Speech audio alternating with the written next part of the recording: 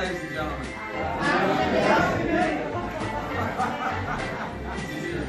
I should have known. We usually start in the morning. Forgive me. I tell you what. My name is Christopher Rose, and I'm going to be playing the piano whilst we watch the picture today. The organ actually was destroyed in a flood in about 2013. It's currently being rebuilt. So sorry, it's piano today. This is one of Australia's longest continuously running picture theatres. Folks, this place was built in 1921 and it's been running now continuously for about 95 years. And it wasn't only the local picture shows, it was also the social centre for this town. And they held everything here. They had dead ball, boxing matches, touring shows. They would even have roller skating in here on Wednesday nights. But always pictures on Saturday nights. Now, in 1933, sound was put into films and we started playing modern talkies. A short while after that, during the Second World War, we had a couple of armies camping in the area. And the armies overtook the place to entertain the troops, but this upset the local population quite a bit since they could no longer get in to see the pictures. However, after a while, the armies were nice enough to open up those doors behind us and have people stand in the middle of the highway and watch the pictures. No charge, too. Well, the Majestic survived through the 50s and 60s with the advent of television, and Ron West bought the place in 1974. Now, at that point, it was running about once a fortnight, but good old Ron soon had it running 7 nights a week, plus matinees, so he was kept really busy. However, in 1985, a big cinema opened up in Noosa. And this knocked our business about a lot, folks.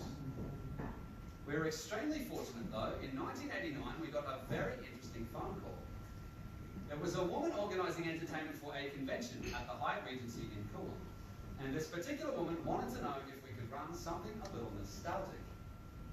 Well, Ron had been fixing up this organ over here, and he had a film in mind, so he said, sure, come along, let's us all do a silent picture. A few days later, the coach arrived, the people from the Hyatt came, and we fed them canapes and champagne, and Ron made up all of the music as he went along. Everybody seemed to enjoy the film immensely, and they got back on the bus and they disappeared. But something very interesting began to happen. We began to get phone call after phone call. Could we run a silent film for this group? Could we run a silent film for this group? So the executive decision was made to switch off the sound altogether and go straight back to silent pictures. We expected it to last just a couple of months as a bizarre curiosity, but it's now under community ownership and run by volunteers, and silent films are as strong as ever in the year 2016. Folks, this is one of the only authentic silent picture theatres left in the world. And we get people coming from all around the world to experience what it was like to go to the pictures in the golden days, before the actors learned to speak and spoiled everything. Ladies and gentlemen, welcome to the 1920s. So, the film we're about to watch is from 1927. It stars somebody who today is really too often overlooked. He's absolutely brilliant. The brilliant Mr. Harry Langdon.